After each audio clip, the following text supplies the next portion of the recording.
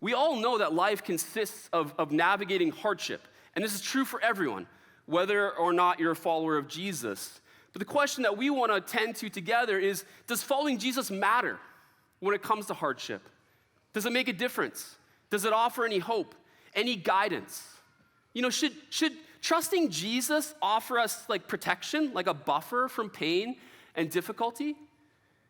And I want to make sure that we have a wide understanding of hardship in this conversation today. And we want to cultivate a spirituality that faces into the honest realities of life. And for some, it can be challenging to process the difficulties of life in light of our faith in Jesus. Peter Scazzero puts it this way: some of us hide behind our faith to flee the pain of our lives rather than trust God to transform us through it. We utter platitudes like, in all things, God works for the good. We smile and sing praise songs about our victory in Jesus. We don't curse or get bitter toward God. We keep it together to demonstrate to the weaker members of the body and the watching world that our faith is solid and strong. You know, sometimes there are things that are happening in the circumstances of life that do not mesh easily with our spirituality. But other times, there can be like significant dissonance that's like directly connected with our faith. The challenge isn't so much making sense of the circumstances of life. The challenge might be emanating from the very center of our faith. So track with me a little bit on this. One way to understand the Christian journey that is familiar, in language that's familiar to Lakeview, is to imagine like a cycle through our postures. And this is like an oversimplification, but I think it's a helpful way to grasp the ongoing journey of Christian faith. So beginning with backward, we ask new questions about who God is and who we are. And then from there, we move inward. We start to explore new ways to connect with God. And then from there, we journey forward. And we ask new questions about life. And then we start to move outward. And we discover that we are invited to contribute to the story. And inevitably, new questions start to emerge. And the Christian life, it's an ongoing cycle. We keep going through this journey, fresh insights about God and ourselves.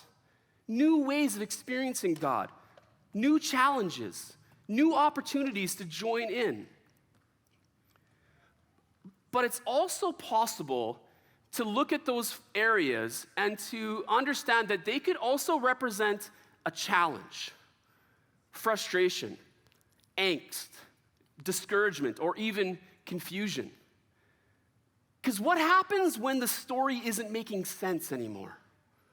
We're going to take a look at Psalm 139 for an example of what it can look like to face into the honesty of life. And we're going to have the words on the screen, but I would encourage you to take a look on your own. So if you have a copy of the scriptures, you can open it up to Psalm 139, or if you want to open up the Bible app on your phone, you can do that as well. This is a very familiar passage. Paul read from it earlier. And it speaks to the ways that we are known intimately by God. If you're part of a home church, you maybe spent some time reflecting on this passage this past week.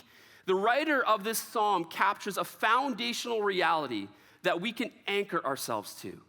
This is the kind of story that I want to remain tethered to. Starts off by saying, "You've searched me, Lord, and you know me. You know when I sit and when I rise. You perceive my thoughts from afar. You discern my going out and my lying down.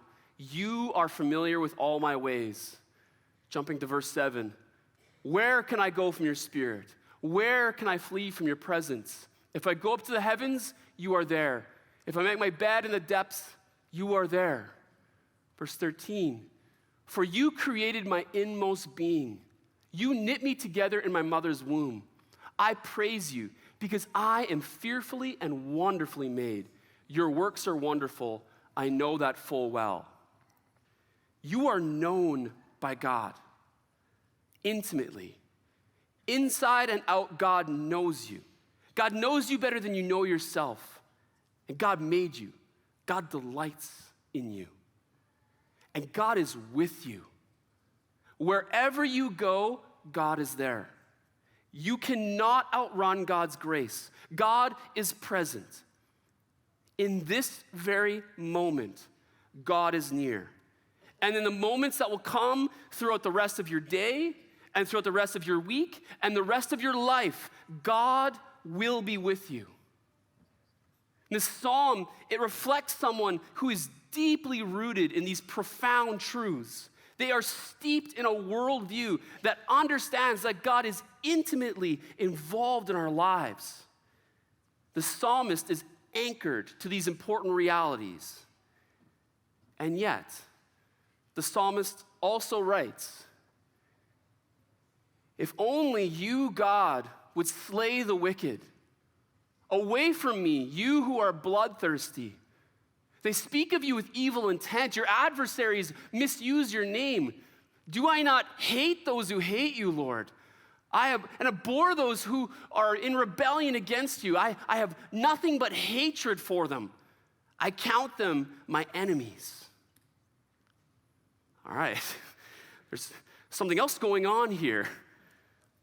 This person knows that God sees them, that God is with them, and yet there is a brutal struggle happening in this person's heart. The knowledge that God is present does not mean that life is easy. There are some serious wrestlings being worked out here. This is not light stuff. This is fierce, angsty, ugly, like bang your hands on the ground, like tear your shirt apart kind of honesty. This is not like gently lay your head in God's lap kind of prayer. This is like grab God by the collar kind of wrestling that we see in this psalm. But as Scazzero reminds us, emotionally healthy faith admits the following: I'm bewildered. I don't know what God is doing right now. I'm hurt. I'm angry. This is a mystery. I'm very sad right now. And my God, why have you forsaken me? You see, we don't invite this, but we admit it when it's true. The question isn't whether hard times are going to come. The question is, how are we going to respond? Are we going to allow those desert seasons to form us or to harden us? Is the sand and the gears gonna like wear us down and make us bitter? Or is it gonna soften us up and maybe round out those sharp corners in our life? The closing lines of the psalm: "Search me, God, and know my heart. Test me and know my anxious thoughts. See if there's any offensive way in me, and lead me in the way everlasting." Do you remember how the psalm opened from verse 1? "You have searched me, Lord, and you know me." We're right back where we started. The cycle continues. The pain and struggles, they're not barriers for the journey of spiritual formation. They are part of the cycle. The anger and grit and even hatred can be a part of the journey into greater depth and growth if we allow God to speak into those areas of our lives. Because do you see the shift? Test me and know my anxious thoughts. This can also be translated, examine me. Examine all of me. See me, God, for who I truly am. Peer into the darkness of my life. Know me, God. Know my anxiety. Know my doubts. Know my selfishness. Know my lust. Know my anger. Know my bitterness. See if there's any offensive way in me, and then lead me in the way of life.